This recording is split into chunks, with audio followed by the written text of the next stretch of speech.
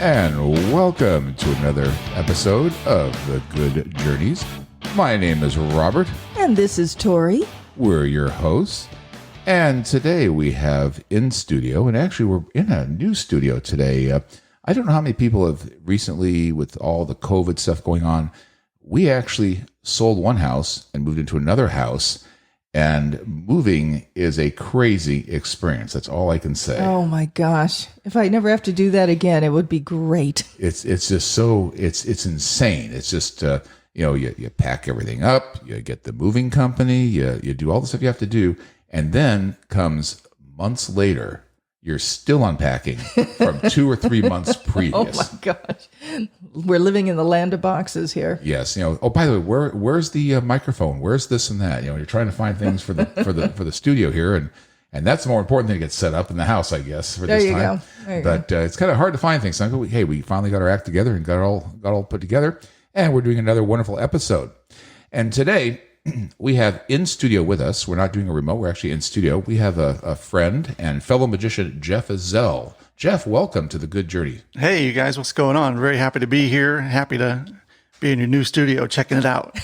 That's right. And we're doing something a little different too. Studio. Jeff is actually taping this because he does a lot of stuff on LinkedIn and other sources, Facebook and stuff, and he likes to do a lot of videography and stuff. And so he's actually filming this. So if you're on Facebook or LinkedIn, you can find Jeff Ezell there and check it out. Check it out. Yeah. Definitely do. So, question for you, Jeff. I've known you for many, many years. I remember when you used to have your magic shop in Burbank and stuff, and go in there and buy supplies, and we talk magic, of course, of the Magic Castle in Hollywood, California. And for those of you who do not know what the Magic Castle is, the Magic Castle is the home of all the magicians of the world. It's a private club. Founded by William and Milt Larson back in 1961. And it's basically a home that has about 5,000 members, of which about 2,000 roughly are magician members, both professional and semi-professional. And then you have about 3,000 non-magician members. And if you've ever been to Los Angeles and you get a chance, try to get into the Magic Castle. Great place to go. Yeah, totally. A really cool place. I say anybody who's anybody in the magic community has gone through the castle at one point or another. That's the place. Yep. And you never know. It's like, we were talking one day and Neil Patrick Harris was the president of the castle for many years. Yep.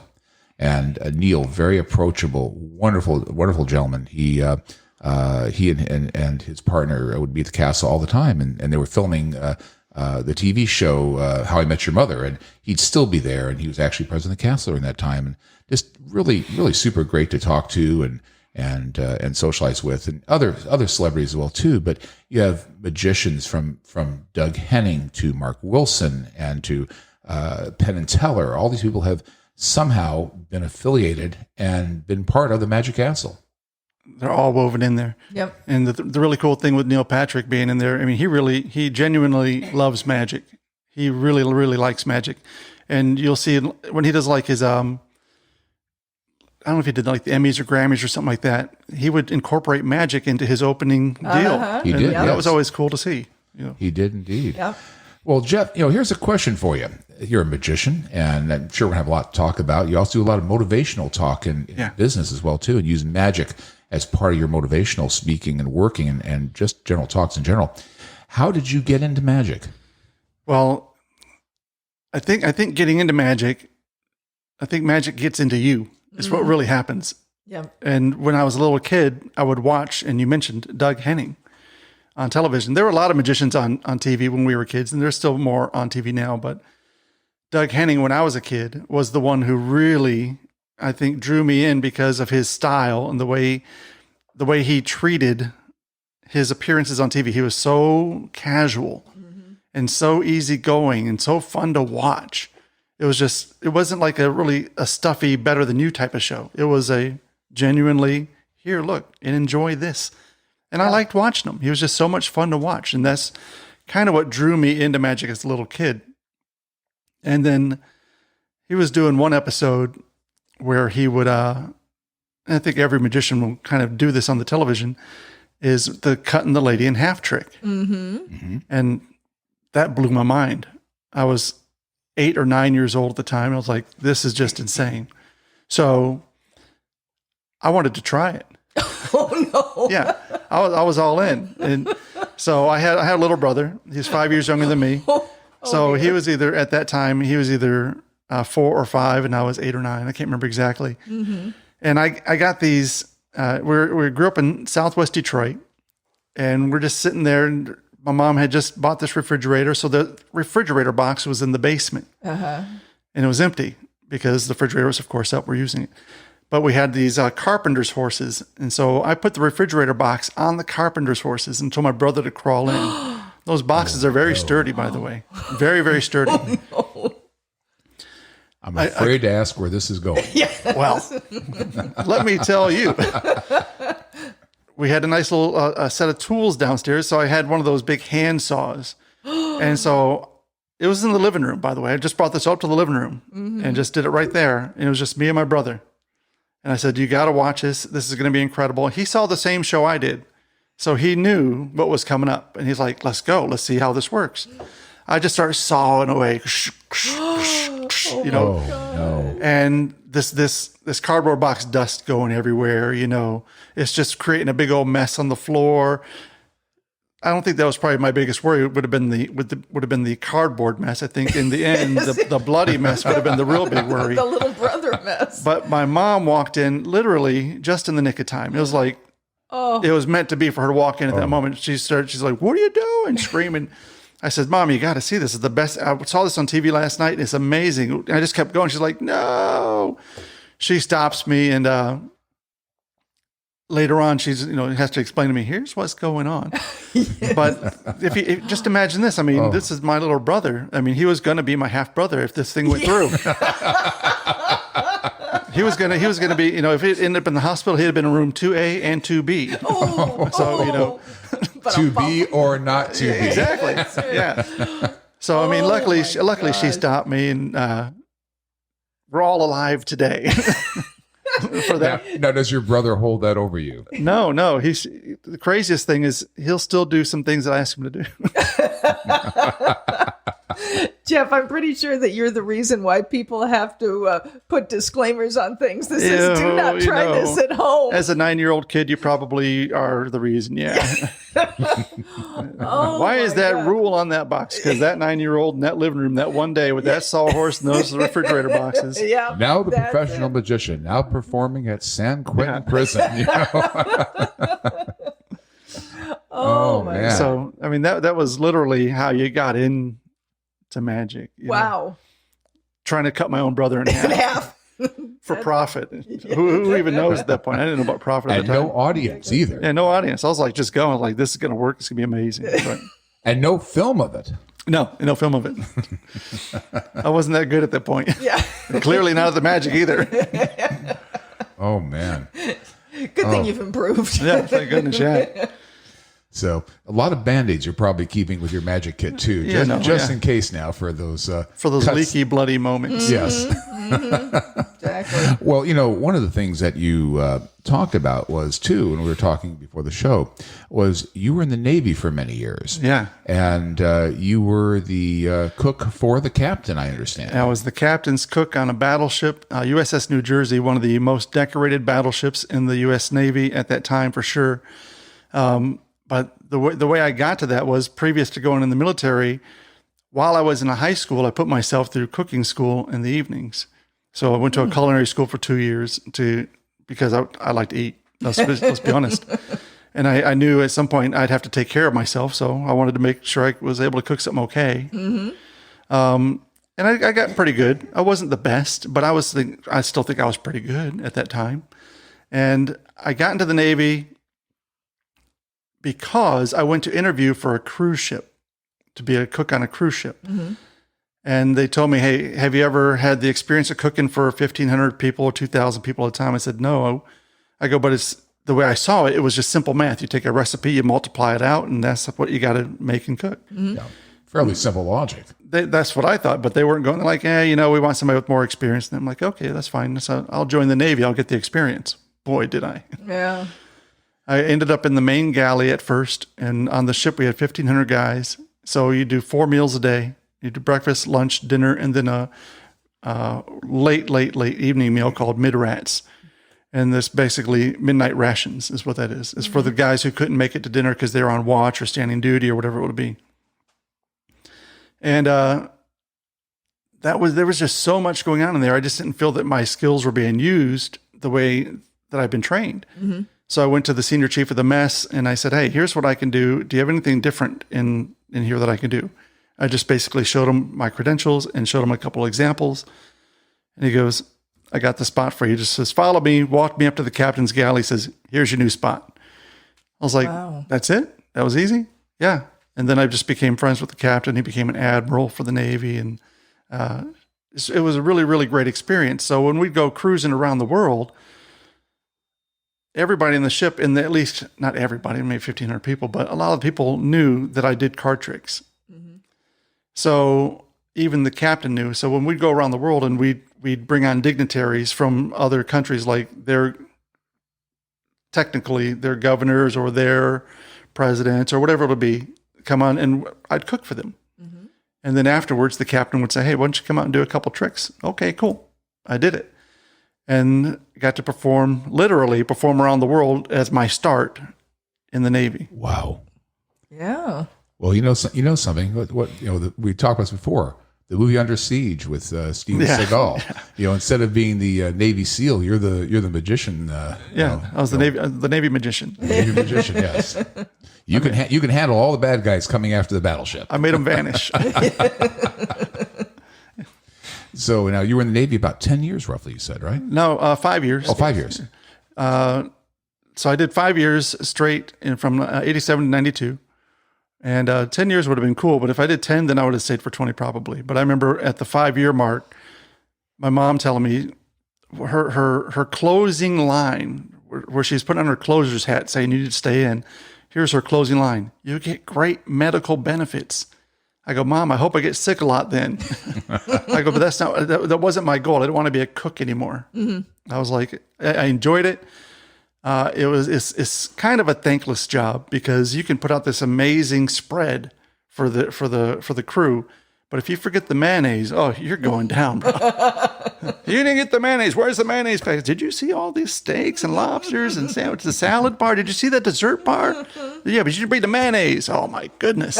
Oh man. Yeah. I was like, I decided around that time that I don't think I want to cook for life, but I enjoyed the time.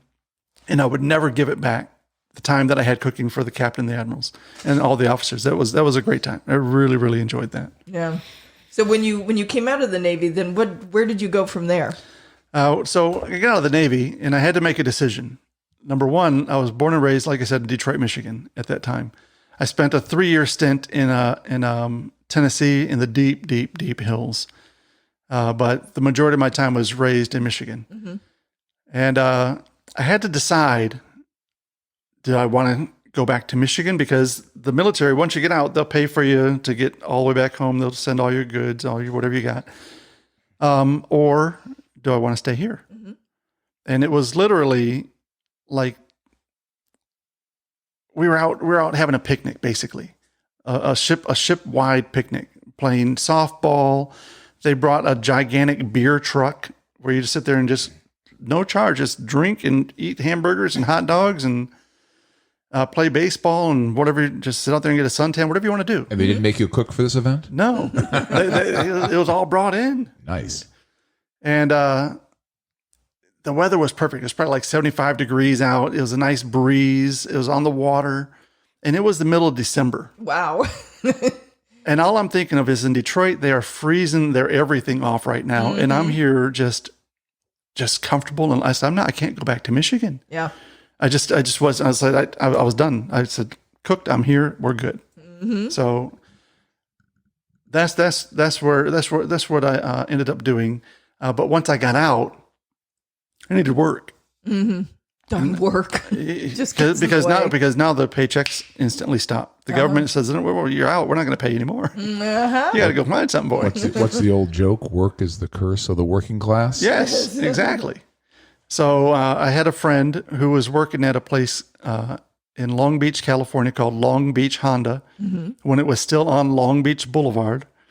And he said, why don't you just come sell cars? Try that out for a minute. And I was like, what do you need to know? He goes, tires, engine, door handle, ignition.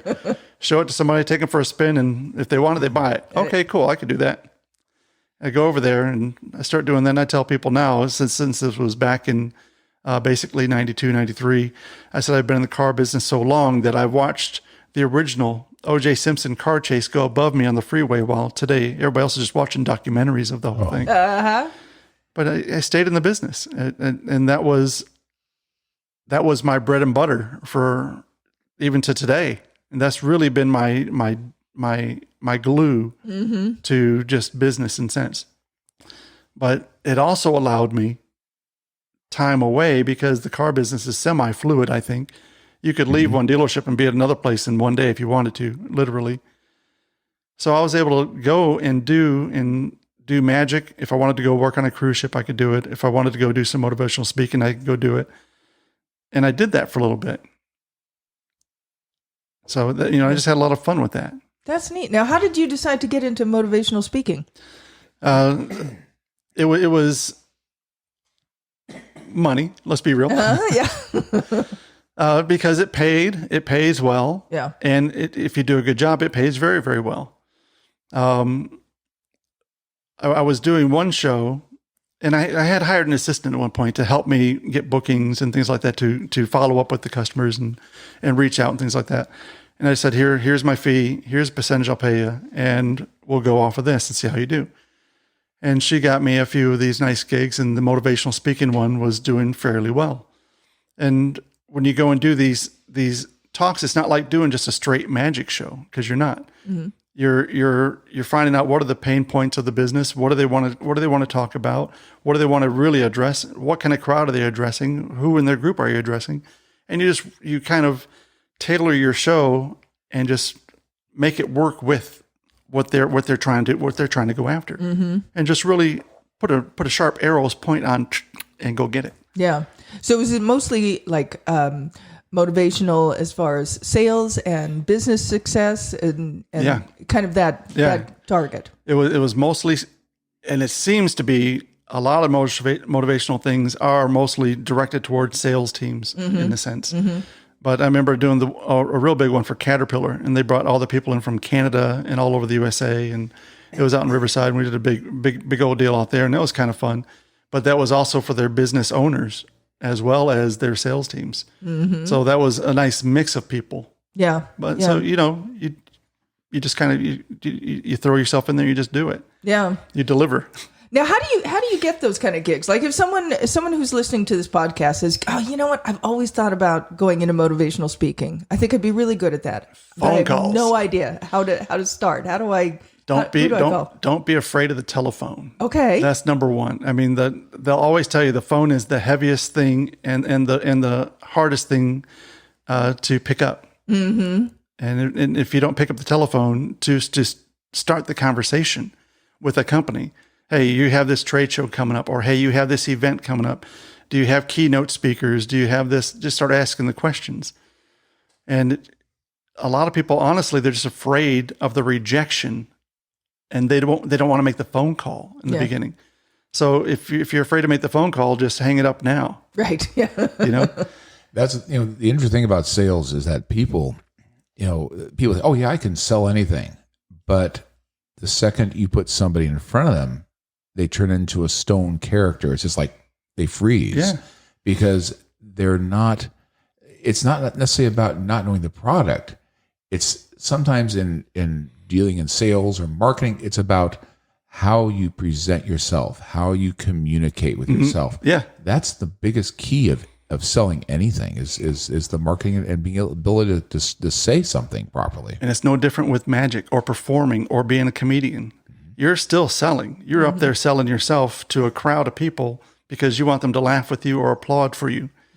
And you're putting on this whole deal. Yeah. Yeah, exactly. So everything, literally, I wrote something on a forum one day. I said, nothing happens unless a sale happens first.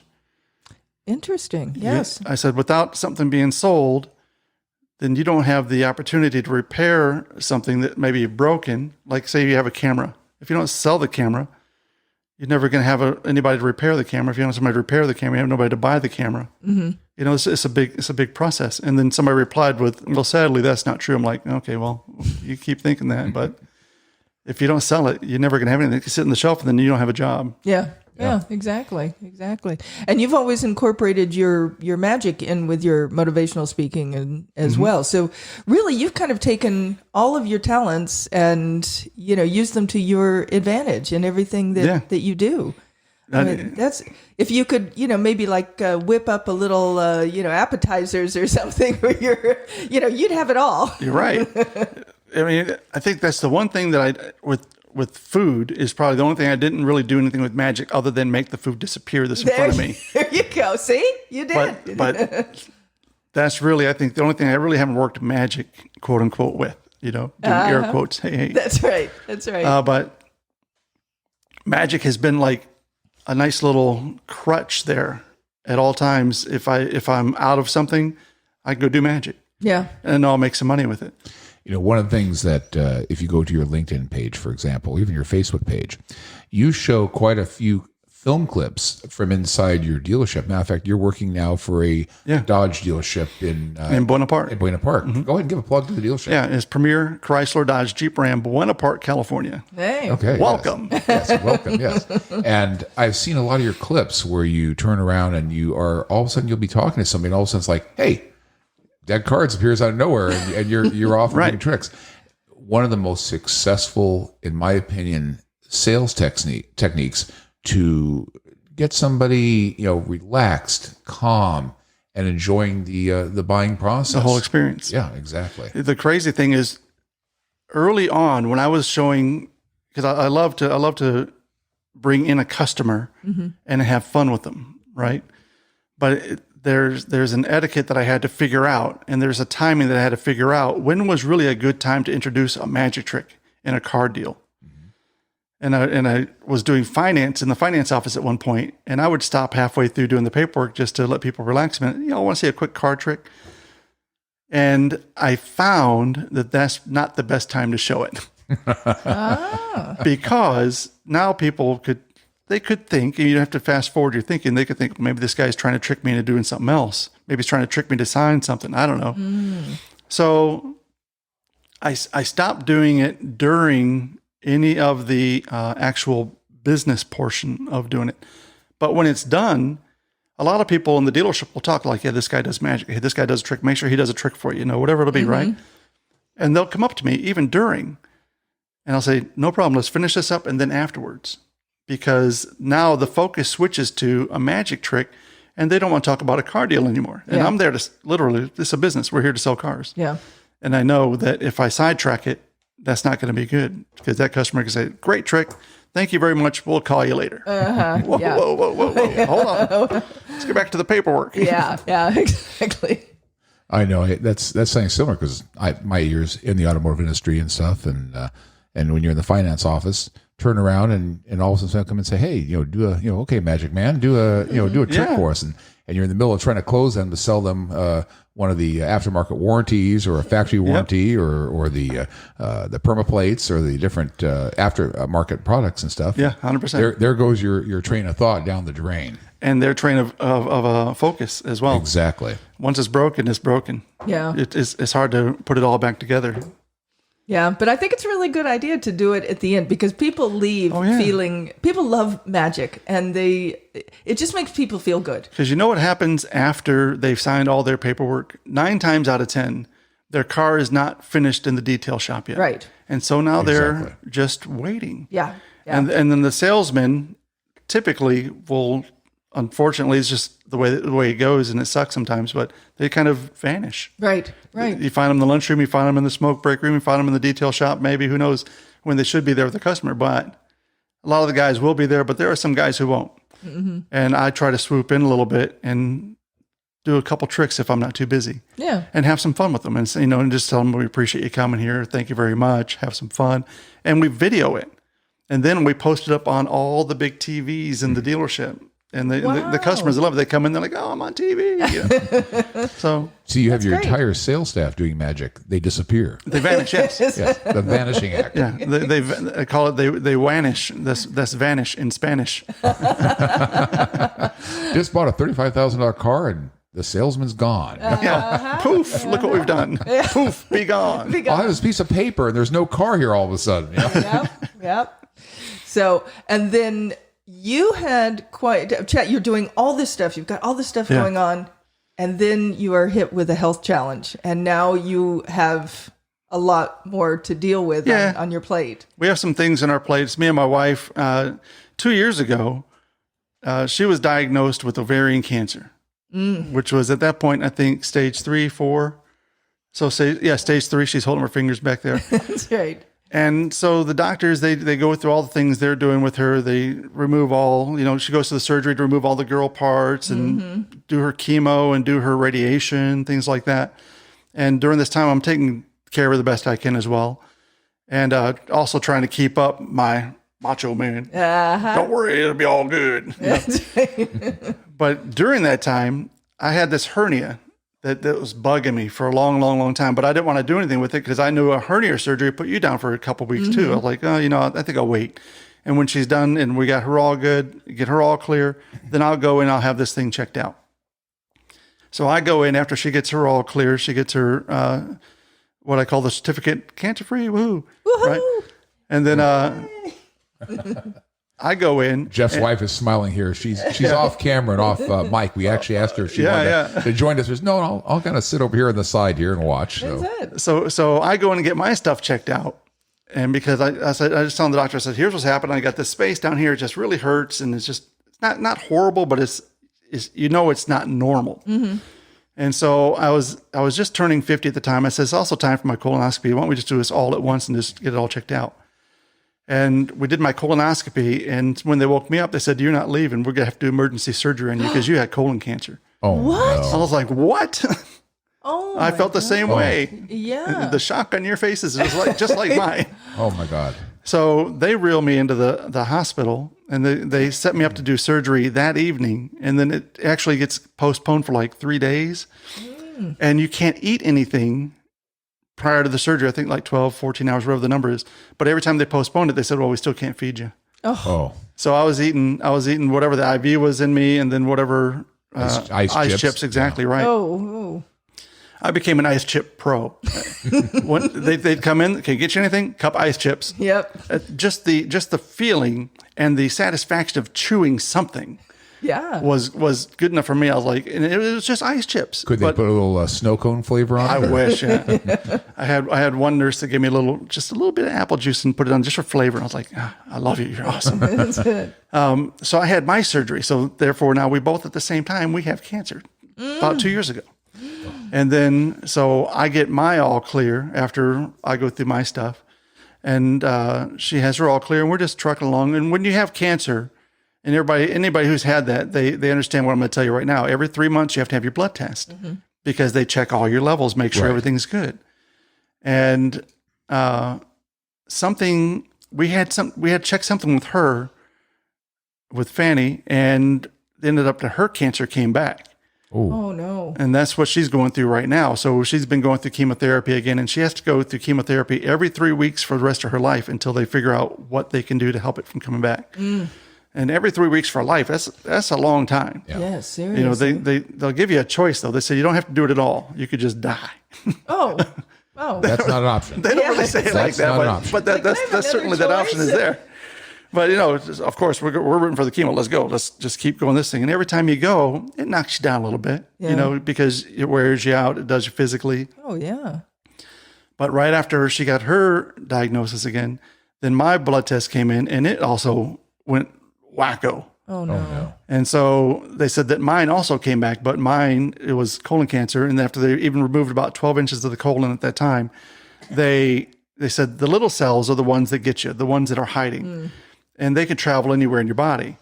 And these travel to my liver, my kidney, and my lung. Ooh. And so the most of it was centralized in my liver.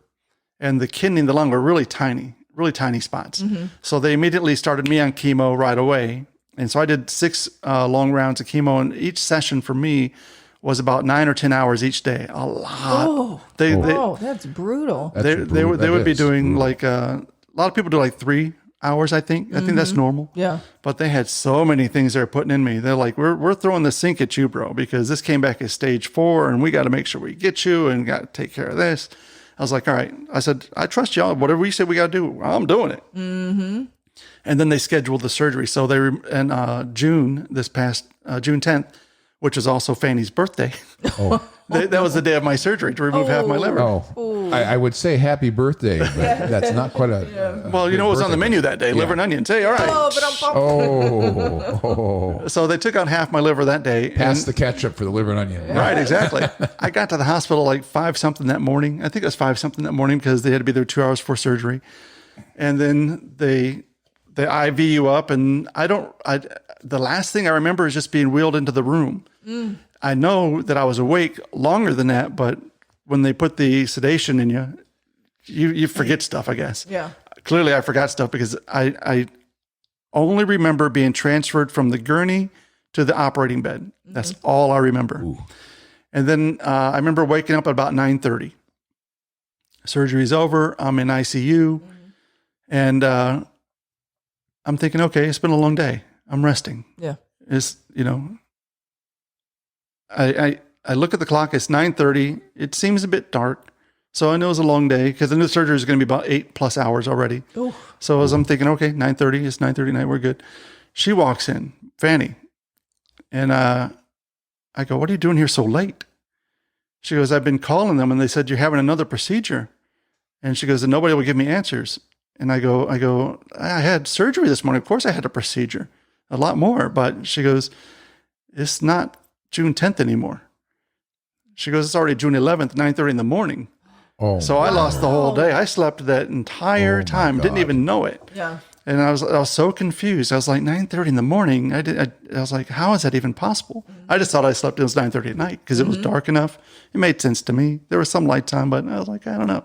But to have a visitor coming at 9:30, I thought, why are you here so late? Yeah. Yeah. Because she loves me. She does.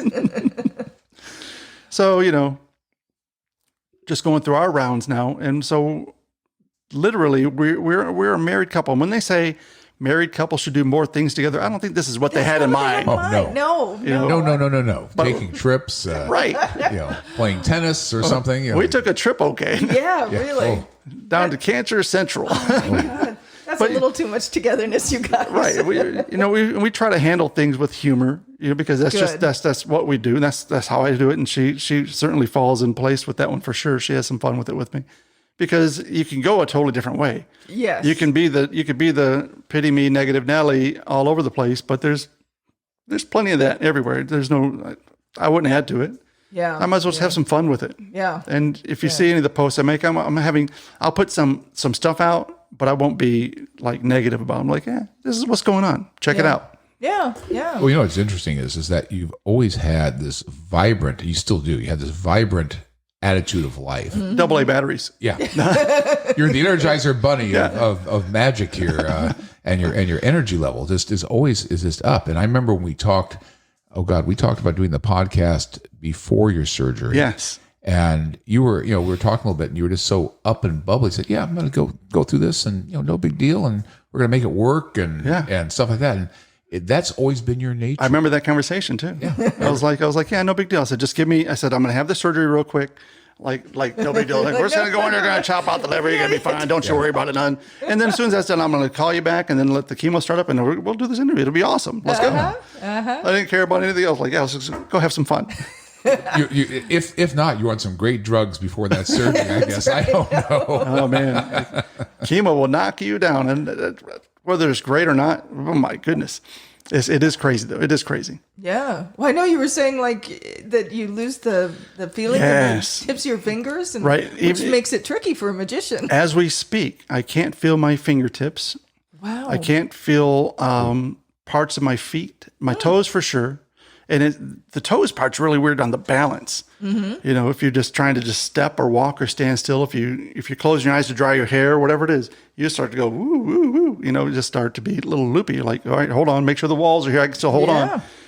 But it's just part of the deal. You brought up something about your fingertips. In magic, for example, if we're going to do, let's say, a false count or a subtle pressure to steal a couple cards as we're doing something. I'm not going to give away how certain things are done, but there's a certain pressure and feel that you do, and the fingers and how you move your hands in unison, make the illusion work. And without that feeling of the fingertips, I can only imagine what you must be going through trying to. I literally have to tricks. I have to retrain my hands, and I'll play with cards every day, just because I have to retrain my hands on just the different pressures it takes to hold a pack of playing cards.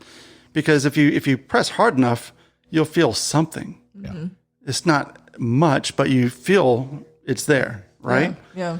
So I was doing a trick at the doctor's office just the other day, and I was spreading through all the cards, and they picked a card, put it back in the pack, and I started shuffling them up, and they just all fell to the ground. Mm-hmm. And you can cry about it or you can laugh about it. Exactly. You're like, there's your card. I go, I promise you your card's down here somewhere. This has now just become the floor show. Yes. Thank you very much. Good night. Yes. 52 card pickup game, right? And we all had a good laugh about it because that's just what I do. I just, no reason to go any other way. And I went down and I picked up all the cards and I did another trick for them. And then I, of course, had a successful trick. Yeah. What is some of your favorite magic you like to perform? Anything. Okay, so I'd say there's steps in magic performance that determines whether it's really magic or not. And the steps on the early time of your performing are what you think you can do as a person. Like, look at me, I'm so amazing. Look at these tricks and look at these cool flourishes and these cards are flying everywhere. Aren't you amazed? And that at that time is your magic. That's what you believe is real magic. But then as it goes further down and you mature in your performance and you get better, the real magic happens when you actually get a reaction, a smile, and you affect somebody else in the way they think. And that's where the real magic, in my opinion, really, really happens without being too deep on it. Mm-hmm. But I love doing, if I can do something and have it happen in their hand, that to them was real magic. Yeah. And that's some things that they'll never forget. They may not remember your name, but they'll always remember how you made them feel every single time. So you get a choice when you're doing your trick. You can make them feel like junk, which I've seen some magicians do, which is horrible. Yeah. Or you can have fun with them and make them leave with a lasting impression that they're going to just love forever. And they'll never, ever forget you to a point. Like I said, they might not remember your name, but they'll never forget your face and how you made them feel. Absolutely. Interesting, doing Grand Illusion, for example. Yeah. I love Grand Illusion. Love it. No question at all about it. Close, like a lot of magicians, they always close with Metamorphosis, for example. Yeah. Great closing illusion. Pendragon, Metamorphosis. Yes. Oh, yes, exactly. Charlotte and Jonathan, yes. And, the thing is that to me, even with the Grand Illusion, the close-up always draws me back. My favorite. Because it's that simple. So many people say, oh, you're using a gaff deck, you're using something that's fake. And my comment goes back, and I'm sure you make the same comment. I'm just using a bicycle 808 poker deck of cards. Here, I buy them at Costco or I buy them at the market or whatever. Buy them in bulk. Yeah, you buy them in bulk, and they're just a normal deck of cards. And as a magician, we hone in on our craft. We're constantly practicing. How much time do you spend doing card tricks? I mean, you said you're retraining now, but a lot. Yeah, honestly, I mean, as many tricks as I love to do. The cards, I've said 100 times, they're in your pocket. They're so easy to carry with you. It's either that or rubber bands. Mm-hmm. You can put a rubber band in your wrist or cards in your pocket. Mm-hmm. Two of the easiest props in the world to carry with you. And as much as I do it. And I do that a lot with the card tricks. It just seems that it never gets old because the audience is always fresh, always new. You're always talking to somebody different. And even if you show somebody something that said, dude, show me that again, I just show them a different trick anyway. Mm-hmm. Because they're like, no matter what you show them, it's still going to be fun and amazing. Yeah. Jeff, absolutely. Unfortunately, I'm a 3-pack a day guy with cards. I haven't gotten down that 1 pack yet, like you do, but one of these days I'll be down to 1 pack of cards. No, I mean, I've gone through some cards, and if traveling. Oh yes, traveling on cards is not very nice to cards sometimes because strangely enough, depending on the weather and how the humidity is, they warp, they bobble, they become a stack of something that looks like it's been soaked in a thing of water and left on the end of a piano for a week. Oh yeah. So I mean, you have to be able to be able to play with that, or just go buy a brand new stack. On those days, you're a 5-pack a day guy. Yeah. Oh, yeah. I guarantee it. I know that years ago, one of my mentors who used to own a magic shop out in Orange County, he would always say use porter's grip, for your hands. It gives you little sticky stuff that kind of helps you with different flourishes or card tricks that you're going to be doing, false counts, whatever it may be. And the funny thing is, when you travel, you're right. Like, we're in Florida a lot. We're on a lot of cruise ships. I find myself using a lot of different things, or I have to buy a deck of cards while I'm there in the destination and pray that the humidity hasn't taken the sheen or the finish off the cards, even in that sealed deck. One thing that, and almost to what you've said, when people say that it's a trick deck or it's that or the other, I'll start off a lot of times with the pack of cards. I'll say, here, I want you to take them, I want you to shuffle them up, I want to make sure that you're happy with the pack. But I'm going to tell you something else. Everything you see me do, I can do with anybody's pack of cards. So if you see me do something here and you bring me a pack of cards tomorrow, I'll do the exact same thing all over again. And that kind of settles it a little bit, because it's just true. Not to say that I'd never use a gaff of any sort, because sometimes those are fun. They're very visual. They're very cool. I've even invented a few of them. But I prefer overall just to use a straight pack of cards with no fear of ever having. I want to be able to hand it out here. Check them out. They're yours. Exactly. I'll give them away. Here, you can have them. Yeah. I used to have a little gag they used to do where somebody would say, oh, you're using a gaff deck. And I said, no, I'm not. I said, but you want me to use a gaff deck? And I bring out, they used to sell these political cards with all the politicians on them, a pack of 52 cards. And you open the cards up and it'll have like George Bush, Arnold Schwarzenegger, Obama, whoever it may be, but they're all the different congressmen and senators. They're all political cards, from the ace all the way up to the king and stuff. And so I said, yep. I said, here's my gaff deck. Here's the phony baloney deck that I use. So I had them all the politician cards. That's all my phony baloney stuff. Yeah. Do you remember a show when we were kids called Celebrities of Magic? Oh yes. Okay, so I think Doug Henning was a host of one of these shows, and he was, right? And Happy Days, Marion Ross was on one of them. And this is a very good memory for me that I've always loved, and I want to share it with you if you don't mind. I was watching that show as a kid, and I remember specifically he was doing a double sawing in half. 2 ladies, 2 boxes. One box was like all yellow, the other box was all pink.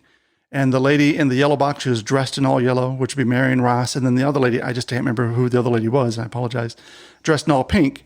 And she's in the pink box.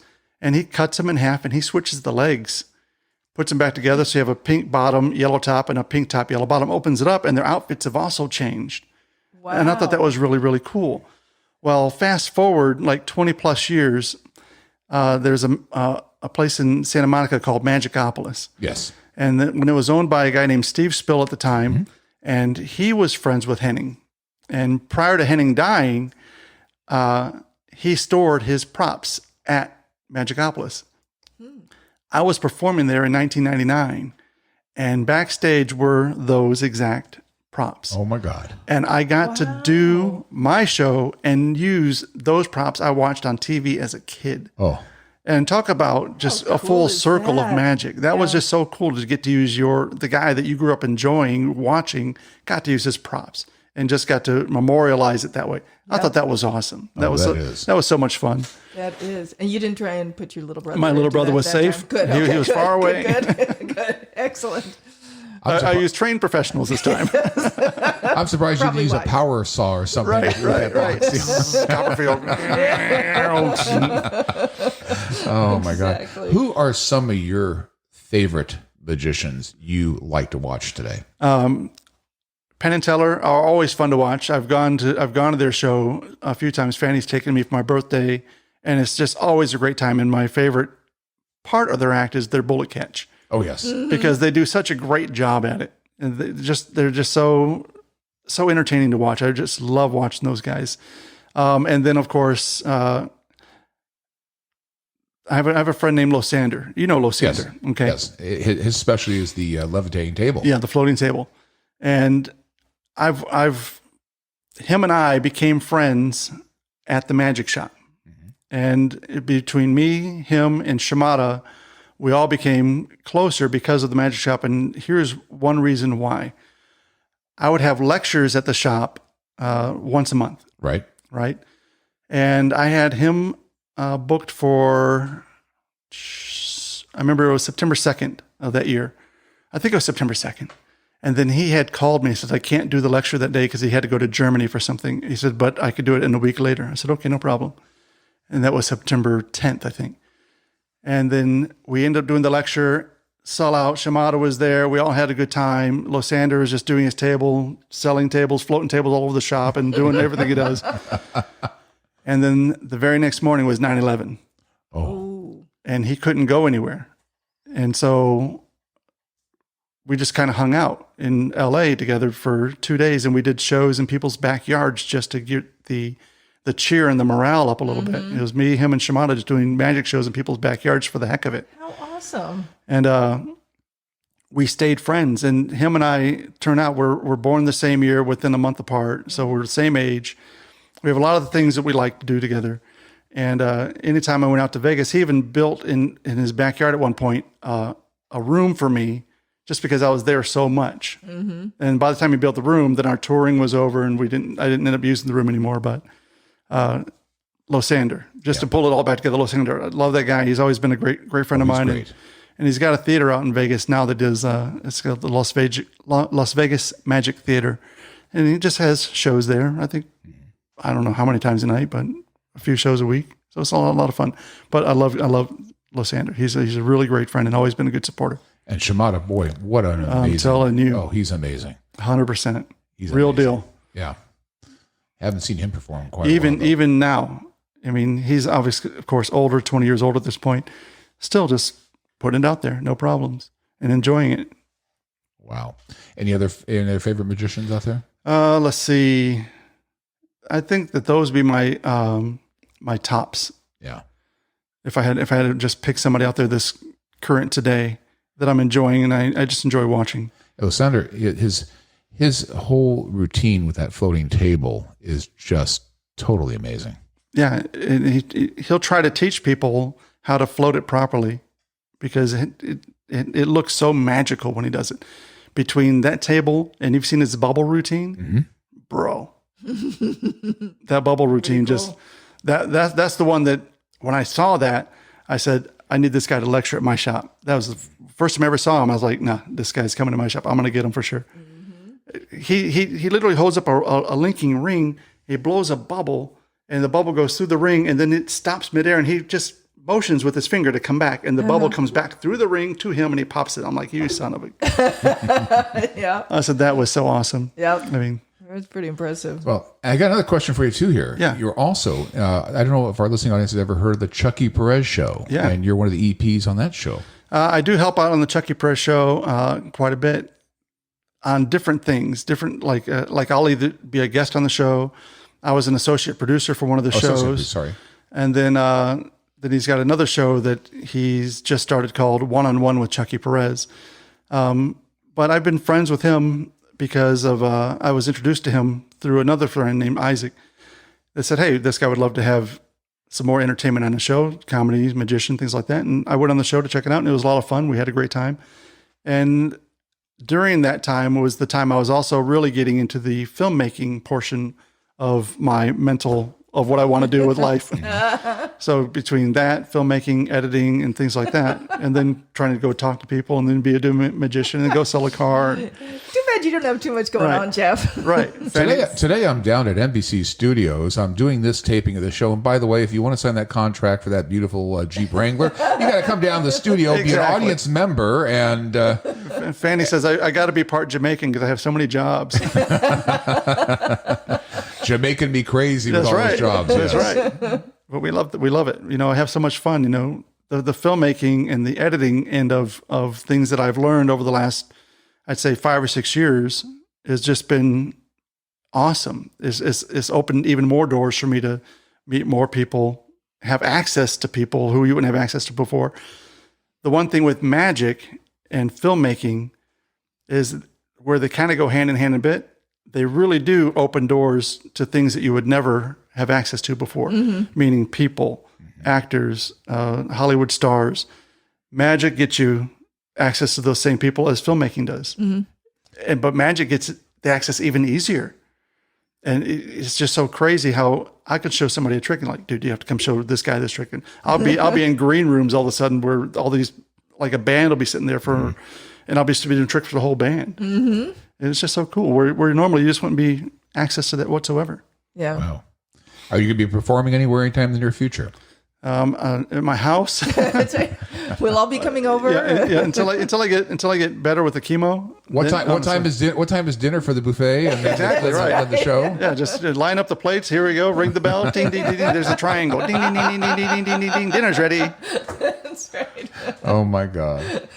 I do a lot of filming at my house, which is crazy. Oh. I'll empty out a section of my garage to set up all the lights, the cameras, and everything. And I have friends that come over and do, because now with COVID, they do a lot of self-tape auditions. And so I'll go through the script with them and I'll say, here, say it like this, read it like this. Don't make this a question. Make this a statement. Do it like this. Come in. And they love it. And that's a lot of fun for me because it just keeps me, like I said, active, which I like. And I know you're filming this because I'm sure you're going to be doing some editing and some other things. And you'll have it up on YouTube or LinkedIn or Facebook and stuff. Yeah, this will be a lot of fun too. Absolutely. Yes. If we get a chance, if there's some clips, what we'll do is when we post the show, and of course you're listening to the show now, of course, but we'll try to see if we can get a film clip put up on the link because we have the ability to do that through our website. 100%. I will send that to you. That's easy. I just got to play with it. I'll sync both of the videos together and the audio, and it'd be awesome. Very cool. Great. That'd be great.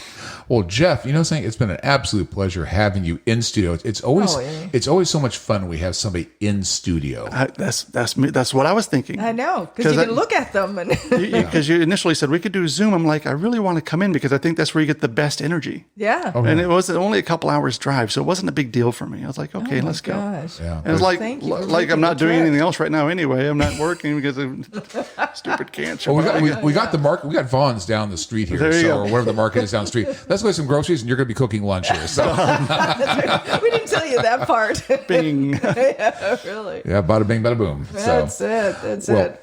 Listen, Jeff, again, it's been an absolute pleasure having you on the show. We really appreciate it. Hopefully have you back again sometime real soon. I would love it. That would be so much fun. You are an amazingly talented man in so many different ways, and I love your positive attitude about everything. I mean, that will make you successful in everything you do, including your health. Agreed, 100%. So keep doing what you're doing. That's what we're going to have to come down and see you at the delership sometime because we're going to be buying a truck to haul a fifth wheel trailer pretty soon. So I'll have to come down and see you. I love a nice fifth wheel. Perfect.